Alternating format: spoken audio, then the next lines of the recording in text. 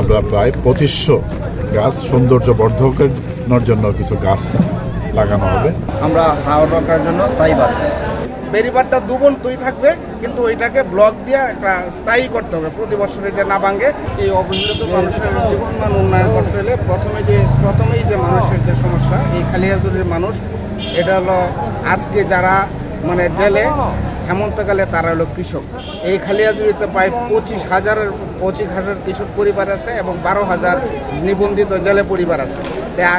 হেমন্তকালে যারা কৃষক, বর্ষাকালে তারা জেলে। ওই কৃষকদের সমস্যা, প্রধান সমস্যা হলো মানে কীর্তনকলা বেড়িবাঁধ।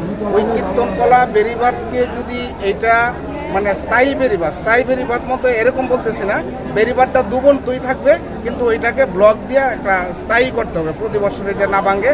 এবং এই বেড়িবাঁধটার পানি আসা যাওয়া করার জন্য যথেষ্ট পরিমাণ স্লুইস গেট নির্মাণ করতে হবে।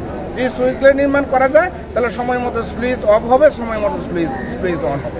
আমাদের এমপি মহোদয়, উনি উন্নয়নের উপকার, উনি উন্নয়ন পাগল। উনি ইচ্ছা করলে সব দিতে পারবে। আমরা উন্নয়নের সরকার, এমপি মহোদয় উন্নয়ন দেবে আমাদেরকে। আমাদের স্থায়ী বাদ দরকার। এর আগে কোনো এমপি এরকম উন্নয়ন করে নাই। আমাদের মোহাম্মদ খালিয়াজুরির উন্নয়নের উপকার উনি। অন্য কোনো এমপি এর আগে এত উন্নয়ন করে নাই, আর ভবিষ্যতেও করবে বলে মনে হয় না। তা আমাদের সবার দাবি, এলাকার জনগণের দাবি, আমরা হাওড় রক্ষার জন্য স্থায়ী পাচ্ছি। জলবায়ু পরিবর্তন এবং পরিবেশের ভারসাম্যের জন্য বৃক্ষরোপণ এটা অত্যন্ত গুরুত্ব বহন করে। মাননীয় প্রধানমন্ত্রী জননেত্রী শেখ হাসিনা এই বৃক্ষরোপণ কর্মসূচি তিনি উদ্বোধন করেছেন এই জুলাই মাসেই।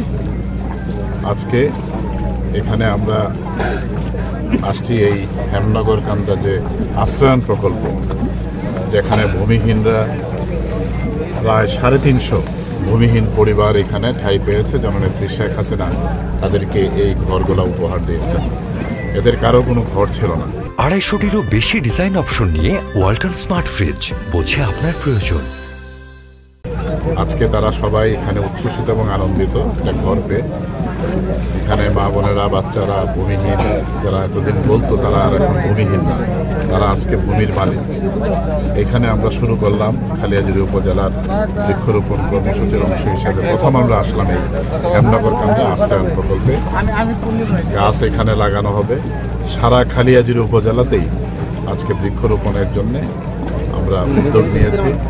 স্থানীয় আওয়ামী লীগের নেতৃবৃন্দ, উপজেলা পরিষদ চেয়ারম্যান, উপজেলা প্রশাসন, ইউনিয়ন পরিষদের চেয়ারম্যান, যত জনপ্রতিনিধি আছেন সকলেই এই কর্মসূচিতে অন্তর্ভুক্ত রয়েছেন। সহযোগী সংগঠনগুলো আছে এবং এটা পরিবেশের ভারসাম্যের জন্য যে বৃক্ষের দরকার, বৃক্ষের প্রয়োজনীয়তা, ফলজ, বনজ, ওষুধ সব গাছগুলো এখানে লাগানো হবে, যাতে এই খালিয়াজুরির মানুষ না শুধু সারা দেশের জন্যেই এটা একটা অনন্য সম্পদ হিসেবে বিবেচিত হবে। আমি খালিয়াজুরিতে লাগাবো 2100 গাছ। দীর্ঘ 10-15 বছরের মধ্যে এই গাছ লাগানো হয় না। আমার মনে হয় যে এই গাছগুলা যখন ফল দিবে, বনজ গাছও অর্থকরী ফসল ওঠার জন্য বনজ গাছও থাকবে, আবার ওষুধি গাছও আছে। পৃথিবীর অনেক দেশ আছে শুধু ওষুধি গাছ বা বনজ গাছ এইগুলা রপ্তানি করে বিলিয়ন ডলার তারা আয় করে।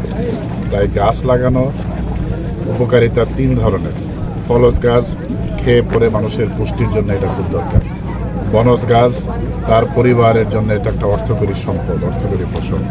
একইভাবে ওষুধি যেটা, সেটা স্বাস্থ্যের জন্য, সুস্বাস্থ্যের জন্য সেটা প্রয়োজন আছে। তাই বনজ, ফলজ, ওষুধি এরকম আমরা প্রায় 2500 গাছ সৌন্দর্য বর্ধকের জন্য কিছু গাছ লাগানো হবে।